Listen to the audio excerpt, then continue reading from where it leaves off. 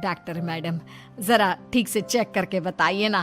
कई बड़े बड़े डॉक्टर को दिखाया है, लेकिन मेरी बहू माँ ही नहीं बन पाती। मैंने शीतल को बहुत अच्छे से चेकअप किया है। देखिए, बात यह है कि शीतल के अंदर माँ बनने की कैपेसिटी नहीं है। ये आप क्या कह रही हैं डॉक्टर साहब? कोई तो इलाज होगा ना, कोई दवाई दे दीजिए। देखिए, कुछ प्रॉब्लम ऐसी होती है जिनका कोई ट्रीटमेंट नहीं होता। आई एम सॉरी टू से, लेकिन शीतल कभी माँ नहीं बन सकती, क्योंकि उसके यूट्रस में अंदर से ही कुछ प्रॉब्लम है। क्या हुआ माँ? कहाँ लेकर गई थी आप शीतल को? अरे कहाँ लेकर जाती, डॉक्टर मैडम के पास ले गई थी। लेकिन तेरी बीवी तो कभी माँ बन ही नहीं सकती।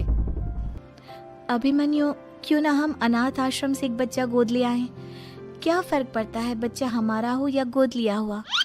हाय, बड़ी बातें बनाने वाली। क्या फर्क पड़ता है? अरे क्यों फर्क नहीं पड़ता?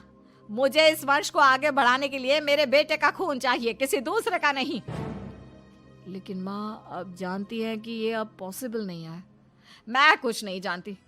मैं किसी पराये की औलाद को इस घर में अपना पोता या पोती बन के बढ़ता हुआ नहीं देख सकती।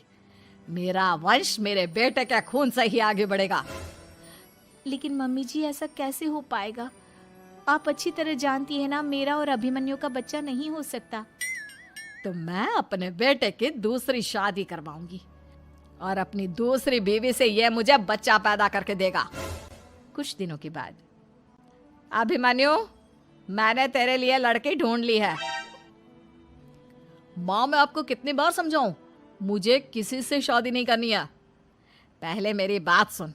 ये जो चमेली है ना, हमारे घर में काम करने आती है, वो तुझसे शादी करने के लिए तैयार है। मम्मी जी, आप अभिमन्यु की शादी एक नौकरानी के साथ करवाएंगी? वो इसलिए क्योंकि चमेली दिखने में बहुत खूबसूरत है, बच्चा भी सुंदर ही होगा। मम्मी जी, लेकिन एक बच्चे के लिए अपने बेटे की शादी नौकरानी के साथ करवाना, क्या ये सही है? अगर अभिमन्यु ने शादी नहीं की ना, तो मैं अपनी जान दे दूंगी। अब देख लो, अगर तुम्हें अपनी माँ की जान प्यारी है तो तुम्हें इस नौकरानी के साथ शादी करनी ही होगी। इस तरह जान की देवी अपने बेटे अभिमन्यु की शादी नौकरानी चमेली के साथ करवा देती है। कुछ दिनों के बाद, नौकरानी से मालकिन बन के तो मजा आ गया। अब तो मैं इस घर की मालकिन हूँ। देखो, अपने आप को ज्यादा मालकिन समझने की कोशिश मत करो। एक बार तुम्हारा और अभिमन्यु का बच्चा इस दुनिया में आ जाए, उसके बाद तुम इस घर से हमेशा के लिए चली जाना। अरे जाओ जाओ, किसी और के आगे बातें बनाना। एक बच्चा तो पैदा नहीं कर सकी, बढ़िया आई। जाओ, जाकर मेरे लिए कॉफी बना कर लाओ। नौकरानी मैं हूँ या तुम? मम्मी जी, देखिए ना शीतल मुझसे किस तरह से बात कर रही है। शीतल, तुम्हें पता है ना चमेली प्रेग्नेंट है, मेरे बेटे के बच्चे की माँ बनने वाली है। वो जैसा कहती है वैसा करो। लेकिन मम्मी जी, वो मुझे नौकरों की तरह ट्रीट कर रही है। अरे तो करेगी ना, वैसे भी बहू तुम हो किस काम की, एक बच्चा तो पैदा नहीं कर सकती। जाओ, अब घर के सारे काम करो और चमेली को आराम करने दो। मम्मी, बच्चे के लिए आपने मेरी शादी चमेली के साथ करवा तो दी, लेकिन दिन और रात का चैन मिट गया है। सारा दिन शीतल और चमेली की बहस चलती रहती है।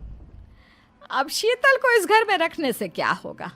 मैं तो कहती हूँ उसे घर से निकाल दो, है भी किस काम की। मैं ऐसा नहीं कर सकता माँ, वो मेरी पत्नी है, उससे बहुत प्यार करता हूँ मैं। तुम्हारी पत्नी चमेली है, चमेली, उससे प्यार करो। अरे तुम्हारे बच्चे को जन्म देने वाली है वो। अभिमन्यु, मैं खुद ही इस घर से चली जाती हूँ। वैसे भी अपने ही घर में नौकरों की तरह रहकर परेशान हो चुकी हूँ। घर की नौकरानी मेरे ऊपर हुक्म चलाती है, वो तुम्हारी पत्नी बन चुकी है। अब मेरा इस घर में क्या काम? अभिमन्यु के बार बार रोकने पर भी शीतल उस घर से चली जाती है। कुछ दिनों के बाद चमेली एक बच्चे को जन्म देती है। भगवान ने मेरी सुन ली, मेरे बेटे का घर भर गया, उसका अपना बच्चा इस दुनिया में आ गया। मम्मी जी, बच्चे को हाथ लगाने से पहले मेरी एक शर्त तो सुन लो। तुम कहना क्या चाहती हो चमेली? आपकी मम्मी को बहुत शौक था ना अपने पोते को खिलाने का। अब देखो, इस दुनिया में हर चीज की कोई ना कोई कीमत तो होती है। तुम अपनी आधी प्रॉपर्टी मेरे नाम कर दो, बच्चा तुम्हारे नाम। अरे लेकिन मैंने अपने बेटे से तुम्हारी शादी करवाई है, अब ये सौदेबाजी कहाँ से आ गई? जो औरत अपनी बहू को घर से निकाल कर एक नौकरानी के साथ अपने बेटे की शादी करवा दे, वो तो सौदेबाजी कर ही सकती है ना। उसका कैसे भरोसा कर सकते हैं? मुझे बस आप लोगों की प्रॉपर्टी चाहिए, उसके बाद ही बच्चे को आप हाथ लगा सकते हैं। मैंने कहा था ना मम्मी, आप गलत कर रही हैं। देखिए, उसका नतीजा आपके सामने है। जब शीतल को पता चलता है कि अभिमन्यु और चमेली का बच्चा दुनिया में आ गया है, तो वो अपने घर पहुंचती है। अभिमन्यु, कहाँ है आपका बच्चा? क्या मैं उसे देख सकती हूँ? कुछ भी मत पूछो शीतल, माँ की हुई एक गलती हम लोगों पर भारी पड़ रही है। वो नौकरानी अपनी औकात पर आ गई है और अब हमसे अपनी आधी प्रॉपर्टी मांग रही है, वो भी बच्चे के बदले में। एक बात कहूँ अभिमन्यु, आप उससे कुछ भी देने से मना कर दो। अरे कैसी बात कर रही हो? मेरे बेटे की औलाद है उसके पास, ऐसे कैसे मना कर दे? मम्मी जी, वो अभिमन्यु का बच्चा नहीं है, वो चमेली और उसके बॉयफ्रेंड का बच्चा है।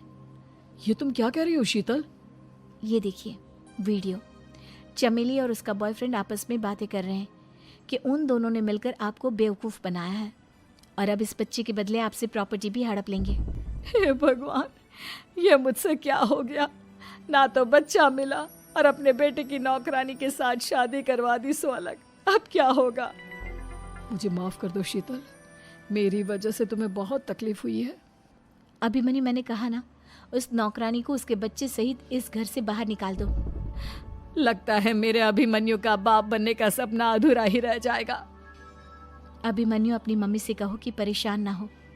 आपको याद है एक बार हम एक IVF सेंटर गए थे, मैंने फिर से वहाँ जाकर बात की थी और आपको पता है इस बार मैं प्रेग्नेंट हूँ, क्योंकि हमने वहाँ पर प्रोसीजर करवाया था जिसकी वजह से मैं प्रेग्नेंट हो गई थी और इस बात का पता मुझे बस कुछ महीने पहले ही लगा है। हमारा बच्चा इस दुनिया में आने वाला है अभिमन्यु। मुझे माफ कर दो शीतल बहू, मुझसे बहुत बड़ी गलती हो गई। कोई बात नहीं माँ, लेकिन अब हमें उस धोखेबाज नौकरानी को इस घर से बाहर निकालना है और इस घर की मालकिन को वापस घर लाना है, वो भी अपने बच्चे के साथ।